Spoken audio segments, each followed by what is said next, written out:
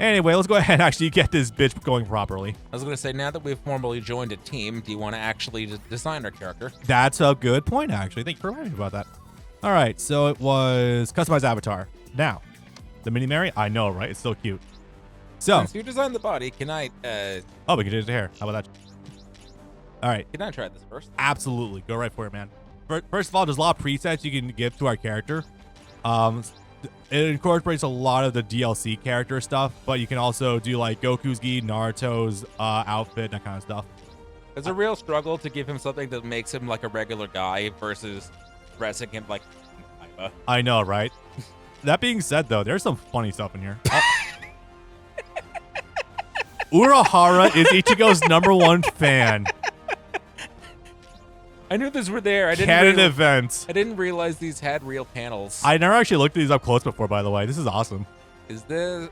That's a panel from Naruto. That's from the war. Yeah. Is that when he's about to go version 2? I think so, actually, because I see A-Tails on there. You got both Brahmas. You've got Minato and Jiraiya behind Yeah. Naruto there. Huh? Maybe. I can't tell what that is. That's One Piece something. 'Cause Yeah. I can see Luffy.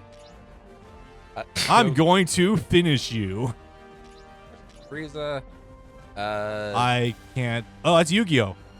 Yugi's on the left there. Oh yeah, bottom left panel. Yeah. I gotta read more of the Yu-Gi-Oh manga. I will say, Saint Seiya. One.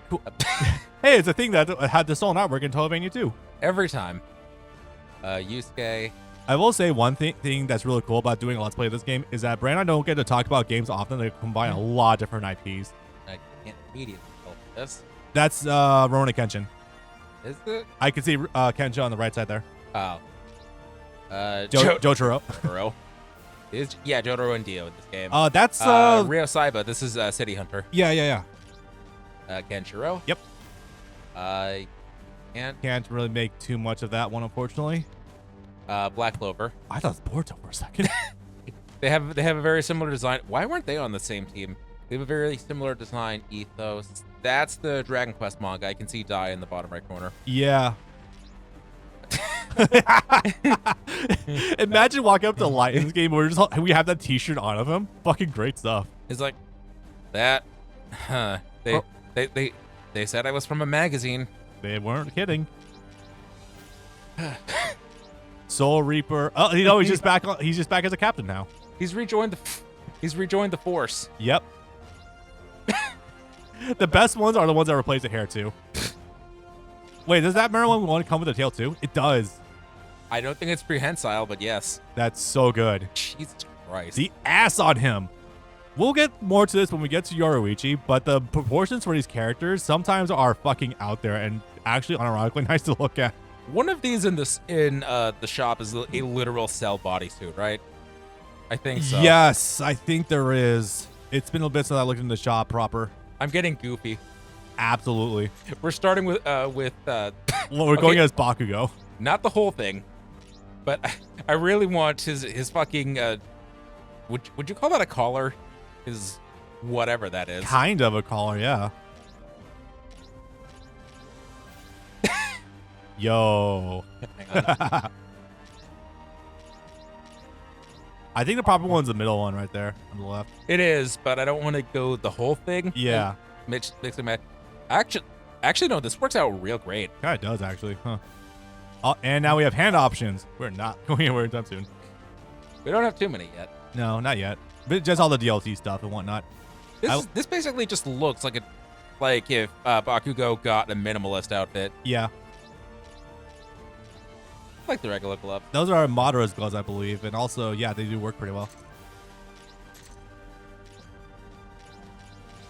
Boo's pants go with a lot of tops.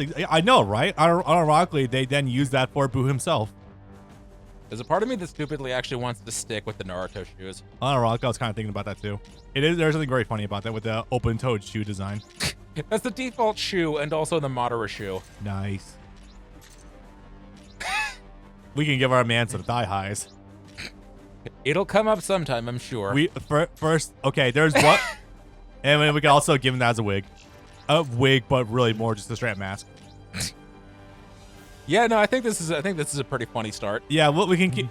I'm thinking we'll probably cycle these out every couple of missions or so. Yeah. I'm going to actually get off of that because that doesn't make us faster at all. That did. At least it accelerates slowly anyway. Okay, it is a does. little bit. I was going to say, it didn't really feel it at first. It does feel kind of strange when you're going through it, yeah. All right, so with our team decided, it is now time to begin putting a real dent in this damn game. Hello, Director Glover. I love it how his name's actually fucking Glover. Continue from interrupted game. What? Are you going to make us do the tutorial again? Sure. Yeah, why not? You know what? I guess it's... Oh, okay. All right. I'm not complaining. I'm going to be an even tougher teacher than Kakashi. He never got his own team, did he? Since he skipped from Genin straight to Hokage. He passively teaches Boruto every once in a while, but like not that often really. But yeah, no. He never had a proper team like Team Minato or Team Kakashi. Remind me again why they say that the... Okay. We already actually saw a cutscene before, I'm realizing, when we jumped into it the first time. Oh, okay, yeah, right. Oh, they really do want us to finish this tutorial. Remind me again why they say the Rasengan is a forbidden S-rank jutsu. Because it's very hard to do and hard to maintain. It can be very destructive. It's still the default key attack, as it were. Yeah, in a lot of instances, but that's just because you can chalk it up to the change in narrative of Naruto, where it became like, it went from being like a super rare thing to actually being like the, I guess, the status quo, if you will. Hmm. All right, there we go. I guess you just gotta rip him like full force up front. Yeah, standing full body, this actually looks pretty good. Come on. You know what? I'll combo into it. I don't fucking care. I forgot you could do that. I had a little stalemate thing. There we go. Yeah, you're not blocking that shit anymore, buddy. I don't recall Rasengan being forbidden. It was S-rank jutsu, I'm pretty sure, so it may have technically been forbidden. Something about how it would tear your chakra apart. It very well can if you're not careful. All right. Something I like doing is doing the jumping into a throw. If you're doing a dash forward, chakra dash. If you're doing a dash forward, you can actually immediately go into a jump out of it. Functionally. Do the map. My stamina starts recharging because unfortunately it can be a little. I think it needs you to stand still for that. Nope. You can recover it passively.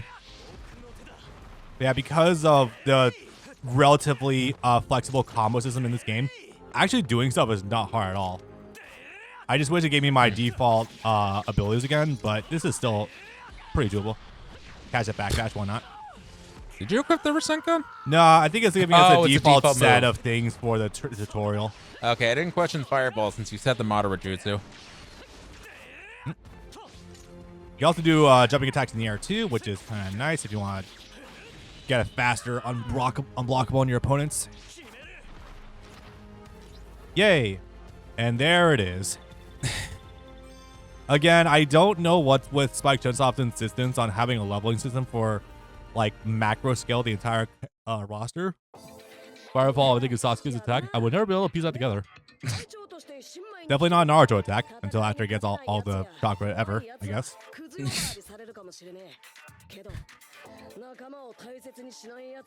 So much of the war is a blur that when I started seeing him doing the thing, it's like, here's the 9 different chakra nature Rasengans. I thought that was the thing that Storm made up at first. No. So it wasn't done in the war itself. The only one he really did was Against Sasuke. Yeah, I don't think he did that against Sasuke. To my knowledge in the manga, we only saw like 2 of the other elemental releases. The magma one did slice the 3.5, and the magnet one that was used to try to steal Madara. The magnet one, of course, actually does come from Shukaku, funny enough. Yeah, that makes sense. Yeah. Sand is a magnet release. Yeah. Is it though? Huh. Yes. So here's one complicated thing though. Is this the one where the cube gets lodged inside his ass? I think so, actually. I do love these generic Venom enemies though. I'm gonna say the girls are really cute though, first and foremost. Also, it literally just it's like a bug that crawled up his leg and he didn't notice. It's like no one else here has seen the movie The Dreamcatcher, but it's like the fucking aliens in there that slide into people in order to possess them. Whack stuff. Don't watch the movie, guys. It's terrifying. You can just say it's Baby.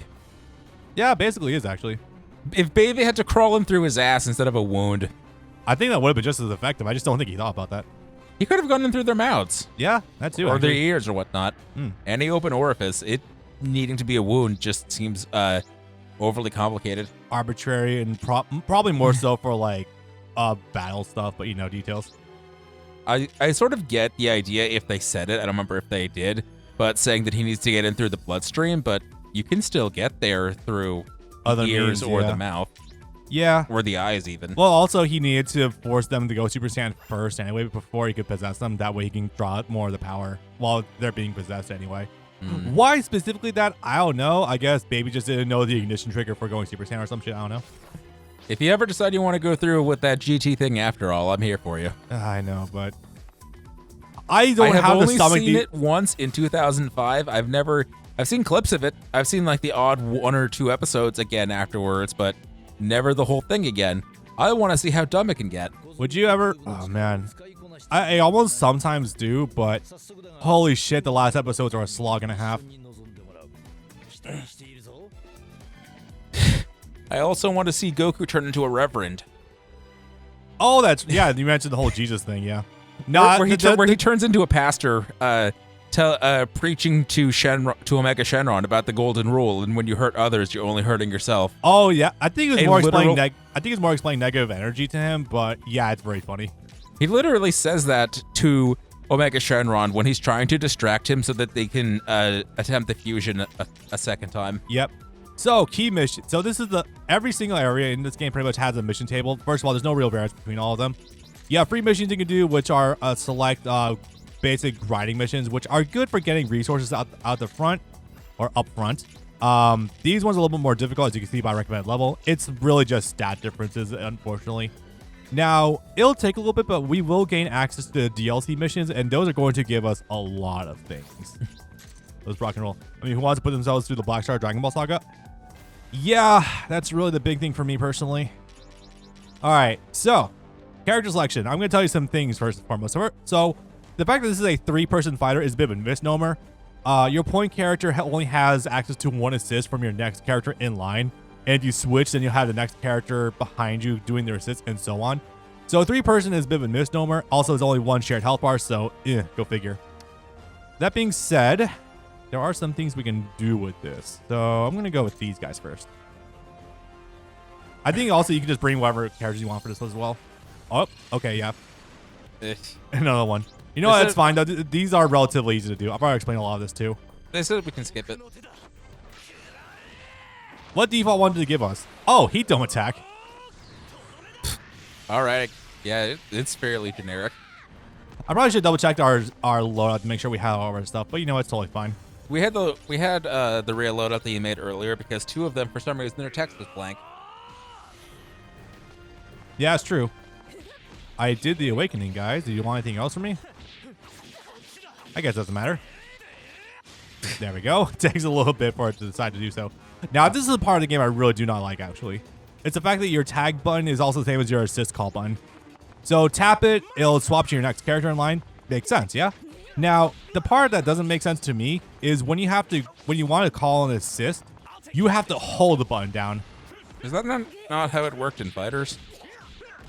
There was an option to toggle it off, actually, and it was very crucial because there's a lot of times where you want to call your assist where you accidentally swap to your partner and vice versa. It's really disjointed. I'm not a fan of that. Awaken team attack, R3 while attacking.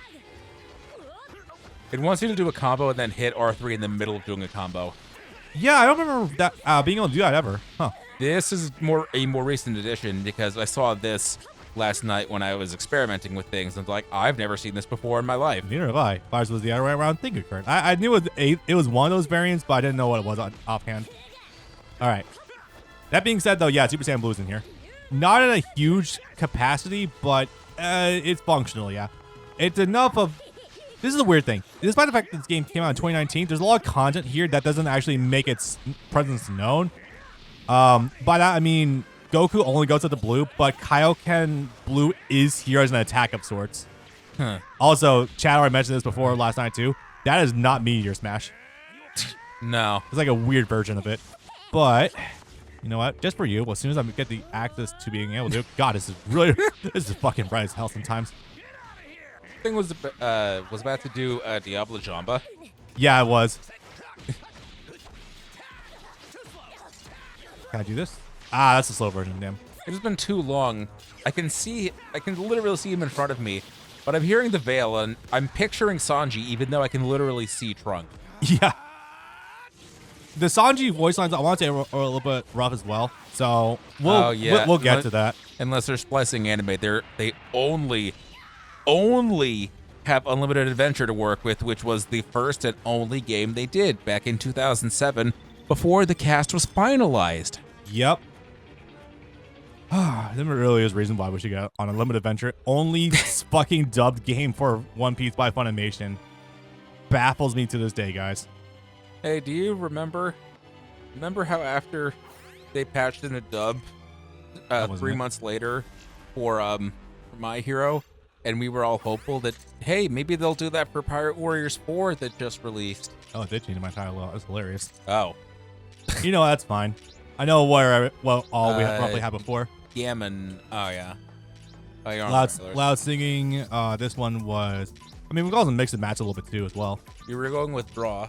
Going with Draw. I think Draw's a good one because it's got a number of different effects you can get out of it. And they're all pretty usable. I like the Oh, yeah. So this is actually Kaiba's version, not Yugi's version. Oh. So you'll get Dish Chain. You'll get Deck Dev as a potential one. You can also get Shadow Spell, like that one. Oh, I thought it was... Oh, okay.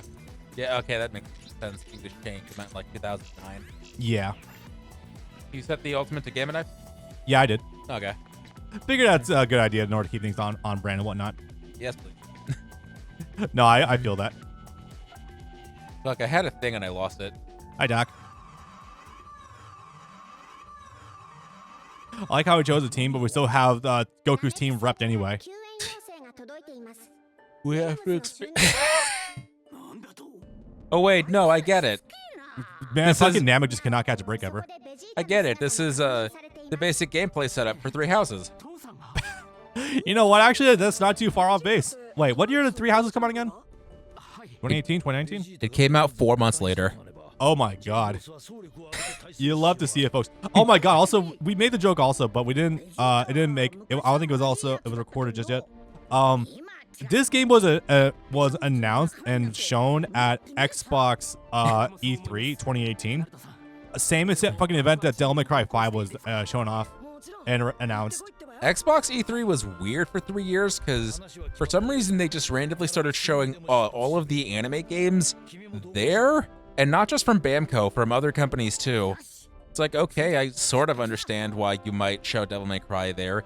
Devil May Cry 4 did better on 360 than it did on PS3. So I think I know why. It's because for a while there, they had the initiative to try to get as many publishers like shown under their house as they can, until recently where they started letting them all go. Yes, really. But it's like, yeah, they unveiled Fighters there, they unveiled Kakarot there, they unveiled this there, they unveiled Tales of Arise there, and Tales of Vesperia Definitive Edition. Anything to attract casuals. And it's really weird because from 2017 to 2019, Xbox had the best E3 show every time. Yeah, it was kind of odd.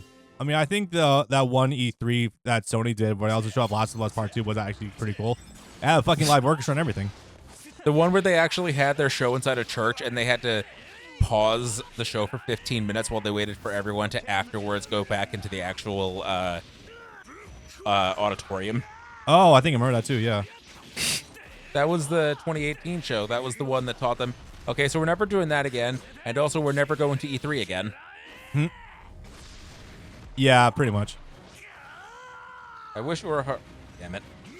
No, he said he wished Uruhara was actually playable this game, but he has no idea how he would get the Bankai to work. Yeah, it would have been very funky to try to get that to work. But anyway, I guess I'll talk about this since it's not going to come up for a little bit as of yet. Now, one of the reasons I also really want to get on doing this game in particular is because, well, I mentioned up front, is the fact that Bleach Rebirth of Souls is going to come out very soon. And the reason that's significant is because this game was the first one to show off a lot of shit for Bleach Thousand Year Blood War well before anything else. I'm talking even before, like, years before even Bleach Brave Souls does. The goddamn gacha game for Bleach. One of them, actually. Are we gonna get there this stream to those characters? Possibly. I mean, I don't know how long we've been going right now, and honestly, I'm not slowing down yet. Well, we started like 2.5 hours ago, but we got the game started 1 hour ago. Yeah, it did take a little bit of finagling, or there was a lot of jury rigging we had to do because, yeah, Vegeta's having a bit of a problem. So, you know, I'll just talk about it now. Why the hell not?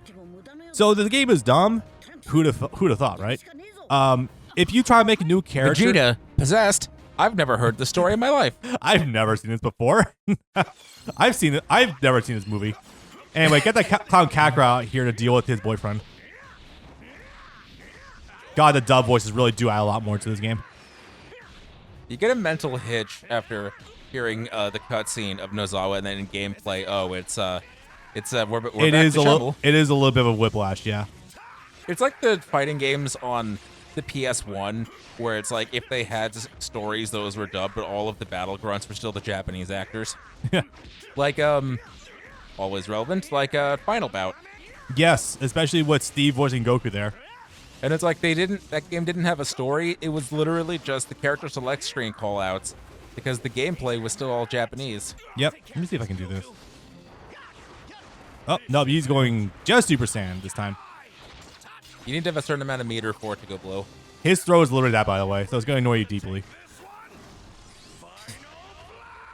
I can block that. Just do it standing still. You don't need to do a forward rush. It also could have just been the move he did to take out Android 14. Like, that actually would have gone way better. Which I think these fighters would do. Oh, yeah, we're past the point of ever acknowledging anything from a movie ever again. So we're not going to get anything interesting like the not Dragon Fist from 13? Damn it. Super Android 13. Yeah, the one where you like absorbs the spirit bomb. Yeah, you're never gonna see anything like that after Budokai 3. Probably not. Then again, those were long ass cinematics as well too, so fair enough. But I mean, referencing anything that isn't directly the content of the manga. Nah, that's fair. Anyway, so what I was actually gonna say earlier is that if you have an existing save file for this game, you actually just straight up skip the entire intro sequence and basically just start where we are at right now. And while that can be good for people who just want to jump into the game and go, that's annoying for me wanting to showcase the entire opening section of this game off. So we had to find where Steam stores the local save data and then like continuously nuke it in order to get into the game. It's so fucking dumb. That's why when we booted the game up for the first time, it said save data corrupt. That's because we deleted it. Because there's no way in game to delete your save file if you want a wholly fresh start. I do love Sparking Zero for acknowledging movie moves again. Nice. Yeah, sorry, Vegeta. You've the thing happened again. There's nothing quite like playing various games that are just what if material for Dragon Ball and just seeing how many times various characters get possessed. It happened recently with Extreme Baton and with Vegeta being possessed by Babidi again. I'm like, why did you let him do that? It happened a second time? In that game, yeah. It's very funny. Seeing Goku's ship having actual texture and panel lining is weird. Yeah. It's like, if being an actual complete sphere, it's like, oh hey, there's the Death Star. Oh, I completely forgot to mention this too. So this isn't just a crossover game with the various different Shonen franchises. This is a collision with quote-unquote real life. Now, they only really manifest because our character is like a random dude that got wrapped up in all this. And also the fact that all these stages are like a mishmash of like Shonen Jump areas and like real world things. Like obviously, hey, Statue of Liberty back there. The Statue of Liberty canon has seen better days. Yeah. Fucking New York City being attacked by a Hashirama, I guess, because of all the trees nearby. Madara. Yeah, that too, actually. So it's not Jump, but there's a light novel / anime that came out in 2017 that this might be borrowing the premise from.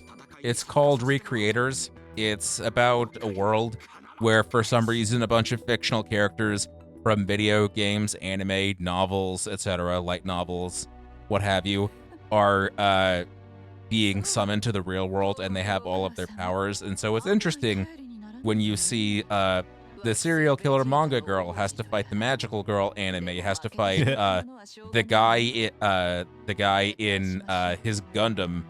Yeah. Piccolo and the magic ears coming in clutch. I love it when we actually make callbacks to things that happen.